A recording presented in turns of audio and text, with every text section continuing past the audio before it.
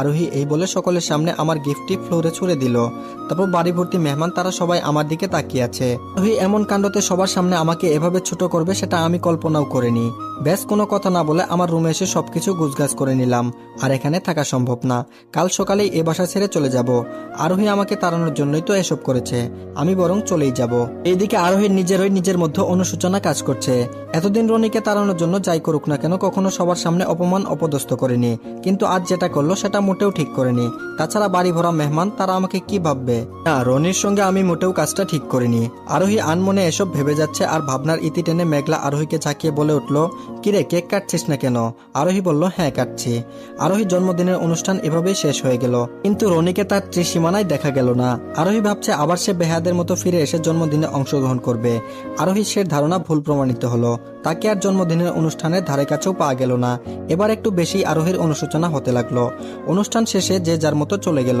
আরোহী রুমে এসে বিছানায় গা ইলিয়ে দিতেই সেই গিফট ফেলে দেওয়ার দৃশ্য বারবার চোখের সামনে ভেসে উঠছে। কিছুই ভালো লাগছে না। এসব ভেবে যাচ্ছে আরোহী হঠাৎ দরজায় টকটক আওয়াজে দরজা খুলে লক্ষ্য করলো তার মা দাঁড়িয়ে আছে। তারপর আরোহী কিছুটা স্বাভাবিকভাবে বলে উঠল, মা কিছু বলবা? এর মা বলল, ছেলেটার সঙ্গে তখন এই মিসবিহেভটা না করলেও পারতি। তাছাড়া আমি এটাও জানি কেন তুই এই ছেলেকে সহ্য করতে পারছিস না। আরে সব ছেলেরাই কিন্তু খারাপ হয় না, ভালো মন্দ মিলেই মানুষ। কিন্তু একজন তোর সঙ্গে ভালোবাসার চিট করেছে দেখে সব ছেলেদেরকে একই ভাববি, এটা কিন্তু ভুল। রনির কাছে গিয়ে সরি বলে নিস। এই কথাটা তখনই বলতাম, কিন্তু অনুষ্ঠান নষ্ট হয়ে যাবে দেখে কিছুই বলেনি। আরোহী শুধু নীরব শ্রোতাদের মতো তার মার কথা শুনছিল। বলার মতো কোনো ভাষা তার জানা নেই। কিছুক্ষণ পর আরোহী মনোহিত করলো সরি বলে সবকিছু সমাধান করে নিবে, আর কখনো তার সঙ্গে মিসবিহেভ করবে না। সব ভেবে ছাদে চলে গেল একাকিত্ব থাকার জন্য। আরোহী সেখানে লক্ষ্য করলো রনি কার সঙ্গে যেন ফোনে কথা বলছে।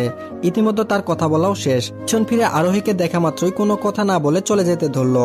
এমন সময় আরোহী বলে উঠলো, রনি দাঁড়াও প্লিজ। উনি বলল, অপমান করবেন নিশ্চয়ই? ছাদে আমি আর আপনি ছাড়া কেউ নাই দেখছি। একটা কাজ করেন, যেখানে মানুষজন বেশি থাকবে সেখানে আমাকে অপদস্থ অপমান করবেন, সেটাই ভালো হবে। তো যাই হোক, একটা মানুষ তো কারো অপমান সহ্য করে থাকবে না, নিশ্চয়ই তো এটা ভাবছেন। আরোহী নিশ্চুপ হয়ে দাঁড়িয়ে রইল। বললাম, কালকেই আমি এই বাসা ছেড়ে চলে যাচ্ছি। যদিও বাসাটা একটু আগেই পেয়েছিলাম আর সিদ্ধান্ত নিয়েছিলাম গিফটের মাধ্যমে আপনাকে বিষয়টা জানাবো, কিন্তু তার আগে আপনি সেটা না দেখেই ছুঁড়ে ফেলে দিলেন আর বাড়ি ভরা মেহমানদের সামনে আমাকে ছোট করলেন। আরোহী বলল, ছড়ি। বললাম, ছড়ি বলার কোনো দরকার নেই, সকাল হলেই এখান থেকে চলে যাব। এই বলে আমি সেখান থেকে চলে গেলাম। এদিকে আরোহী আমার চলে যাওয়ার কথা শুনে নিজের কথা বলার ভাষা যেন হারিয়ে ফেলেছে। সারা রাত আরোহী নির্ঘুম রাতে কাটিয়ে দিল। সকালে ঘুম থেকে উঠেই ছাদে চলে গেল, কিন্তু আজ রনিকে আর দেখতে পেল না। পর আগ্রহ নিয়ে তার রুমের দিকে যেতে লাগলো এবং রুমের তালা লাগানো দেখে রীতিমতো অবাক হয়ে গেল। সাত সকালে তালা লাগানো দেখে আরোহী তার মাকে জিজ্ঞেস করলো, মা রনির রুমে তালা লাগানো কেন? আরোহীর মা বলল, রনি কাল রাতেই এই বাসা ছেড়ে অন্য বাসায় উঠেছে।